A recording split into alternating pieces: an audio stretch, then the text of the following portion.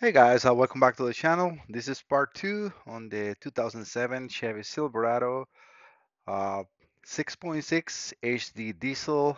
The customer concern was no vehicle speed. After talking to David, I found out that indeed this is an automatic transmission and it should have a transmission control. They did check the wire, and the wire was broken between the transmission module and the engine computer, and they fixed that. They reached the signal, or they read the signal all the way from the TCM to the PCM, and nothing happened. I opened the computer and I did found, uh, uh, all capacitors leaking, part of the board damage. I'm gonna give you a close up of the computer and some of the pictures I will just post as we speak on the video so you guys can see that in a better resolution than just me showing it into a screen. Again, for those that wants to know, I share the connections and pinouts on the first video. So go back to there and you can see what I do have connected in here, which is powers and grounds. I did check firewall reference and sensor grounds and all that is working. And I have right now also the oscilloscope connected into the cam and crank, which I'm providing, and the signal for the vehicle speed sensor, like that I can see what my arbitrary generator is providing. The thing that I like about the arbitrary generator is that I can change the amplitude and the frequency. With this ones, I cannot change the amplitude. I can change the frequency, but not the amplitude. And in this case, for this specific sensor, it's very important to have that. Okay, so I will come back and reconnect so you guys can see everything, but you can see it's Chevy Silverado. This is his big number, and yeah, I don't have it in here, but I don't have it. I have it in a picture with a conversation with him.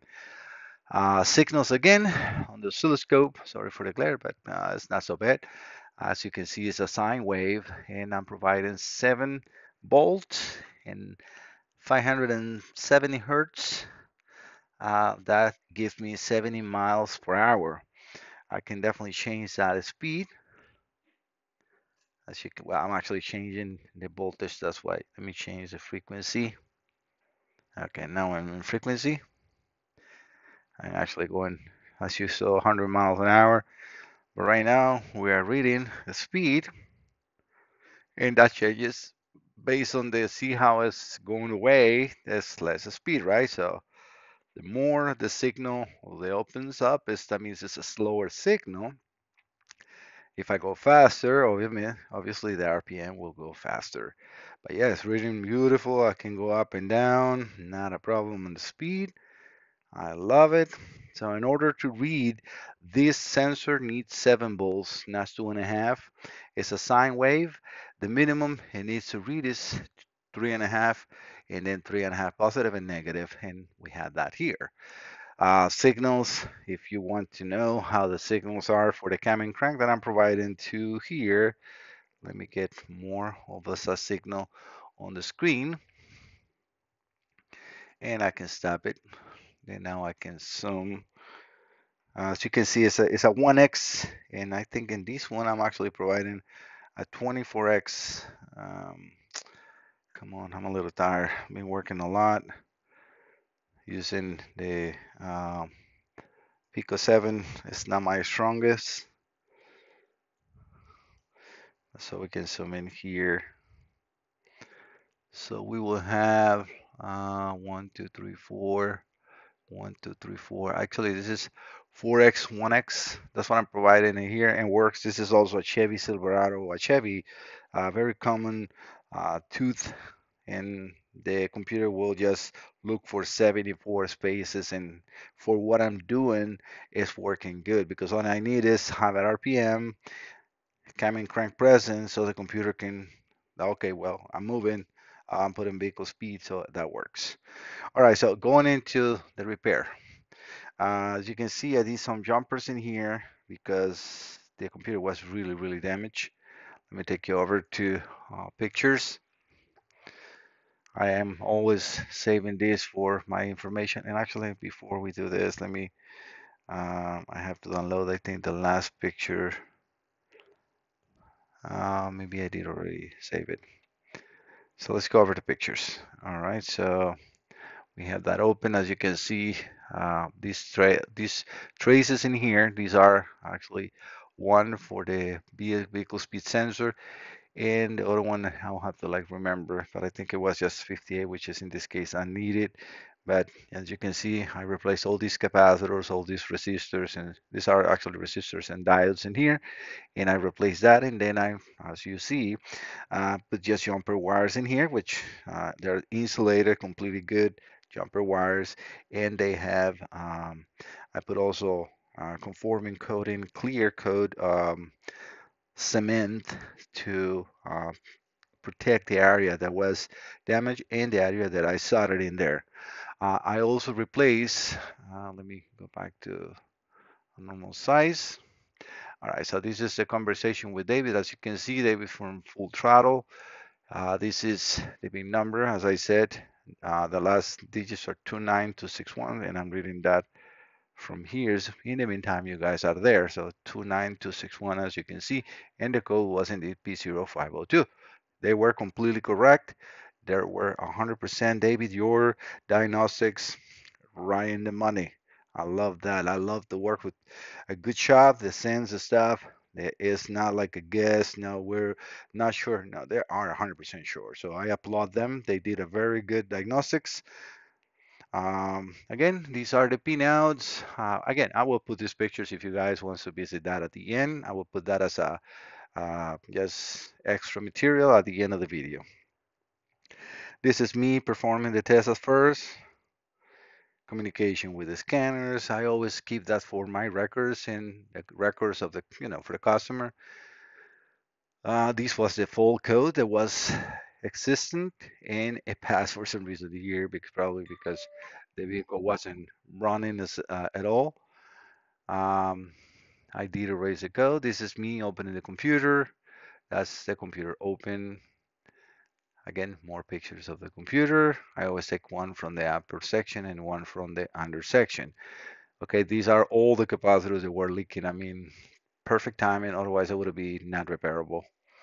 As you can see, I replace or remove all the capacitors, and you can see there are hydrolytic capacitors. They leak acid, and I repair, clean.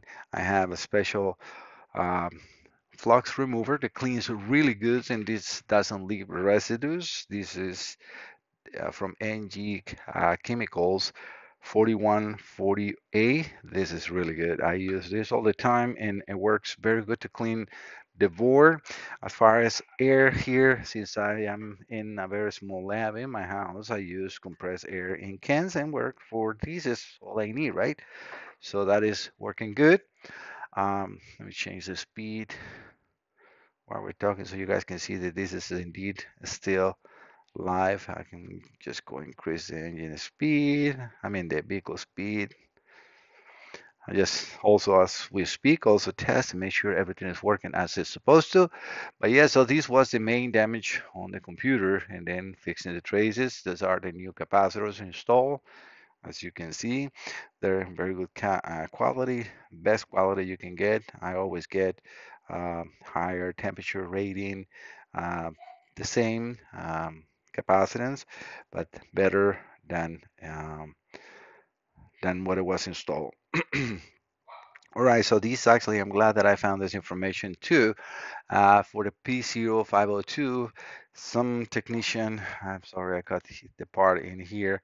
I put like scope multimeter, blah, blah, blah. 45 should be 2.5 to minus, positive 2.5 to minus 2.5. And in this case, it's 3.5. All right, so I think that should be the last one. Yeah, I think I show already in the first video all the rest of the pictures. So this is it. All right, so again, I'm trying to share as much as information as I can. You guys see how I open the computers. I just put a clamp here on the desk, and then I heat it up while I'm using those opener tools that I have. I have plenty. I probably have, I don't know, maybe 40 of them. These are really good for that. And slowly, don't, because they will hold the lead, which is aluminum, right? So this is the casing of the computer, and then all you do is thread in those in here. They're going to hold into this little, thick material. So you want to just make sure that they grab. Then you heat up, and you can start turning slowly. As you can see, they lift a little bit with more heat, and then lift, and then I usually at the end I just use a screwdriver to help them, and it comes out right away. But everything is good. So this is a good repair. This is a good diagnosis from my end and from their end. Um, as usual, thank you so much for visiting the channel. Don't forget to subscribe. If you like all this content, please subscribe. That helps the channel a lot. It helps me a lot. Don't, if you like the videos, they will be recommended to you more. If sometimes YouTube request or ask you, do you like this content? And you say yes, then thank you so much because that really, really helps the channel. Okay, guys, see you next time. Thank you so much for stopping by. Bye bye.